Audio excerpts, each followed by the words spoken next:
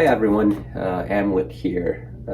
It's snowing outside and there's really nothing much to do, so I figured I would do a video on our InEar Monitor rig and how we run our backing track. As you can see, it's not as pretty as other bands' rig, but this does the job pretty well for us. It hasn't failed us yet, knock on wood.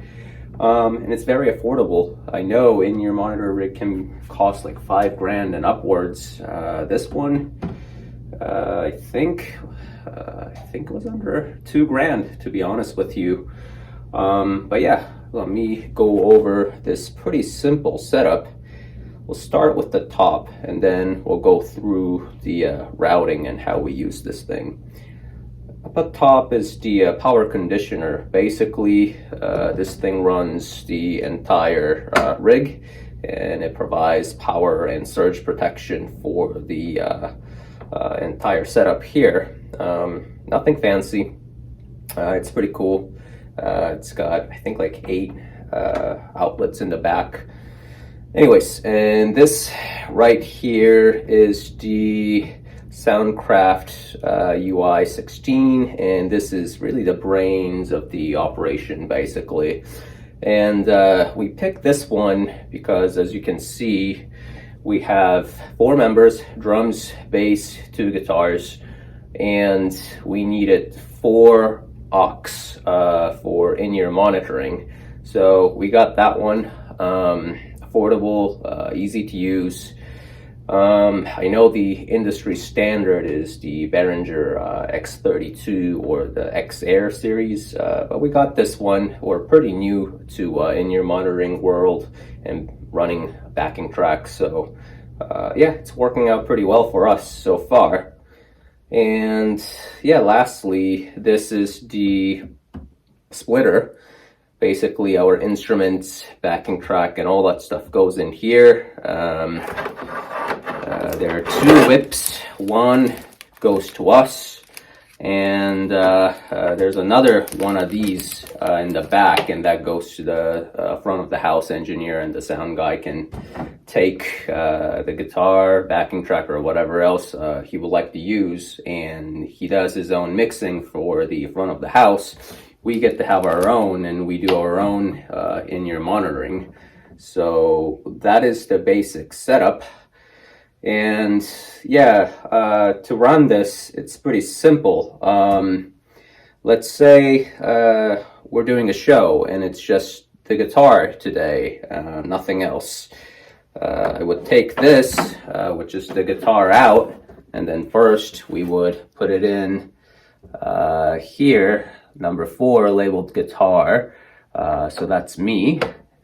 And then we would plug that in. And second, we would take this whip, and it's labeled here. We would find the guitar,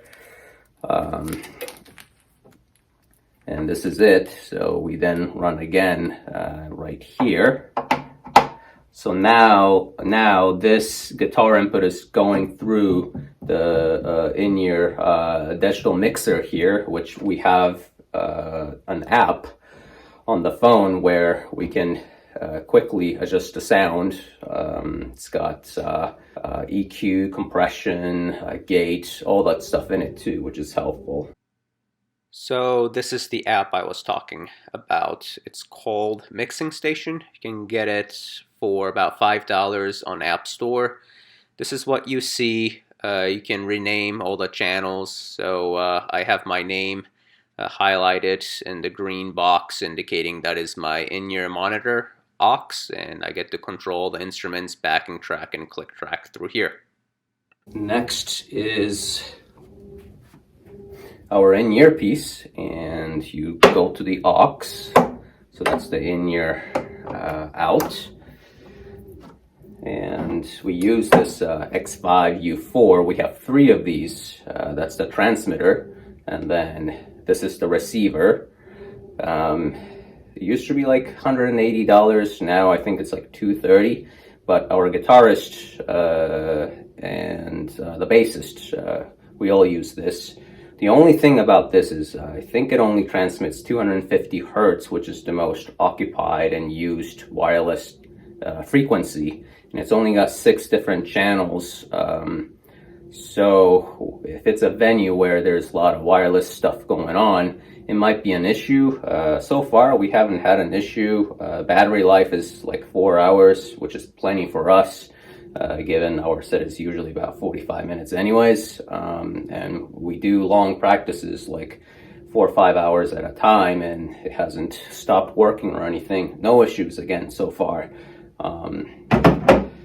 So yeah, we would plug the transmitter into the aux.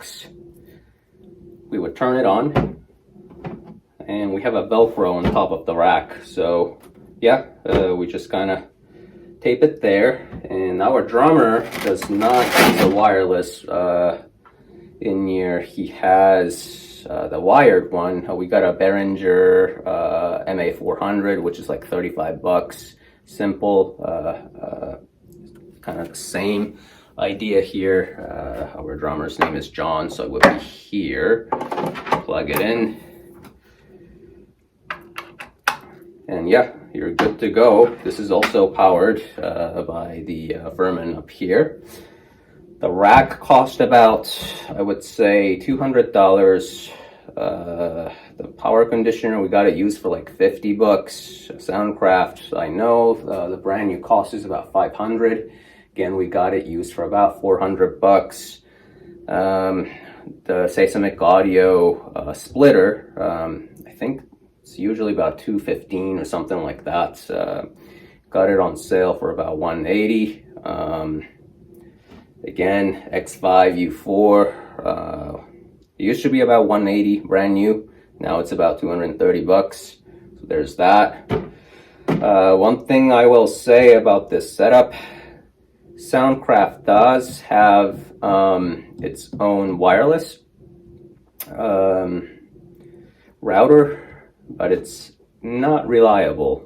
We had issues even during practice, so we decided to get an external third party, any internet wireless router basically, and it sits inside the rack. It's behind this thing, and it works out pretty nicely. It does take a while. There is a learning curve in terms of learning how to connect third-party internet router to Soundcraft, but if you go to Soundcraft's YouTube page, they do an amazing job explaining how to do all that stuff and how to use this. I mean, you can record your own practice sessions or even shows through these recording options with a thumb drive and all that stuff. But yeah, to run the backing track, we have Roland SPDX, and we load our backing track and click track separately through there. But you can, get an iPod or iPhone or whatever, and then run your backing track that way also. But anyways, yeah, this is our setup. Hope this is helpful for you guys.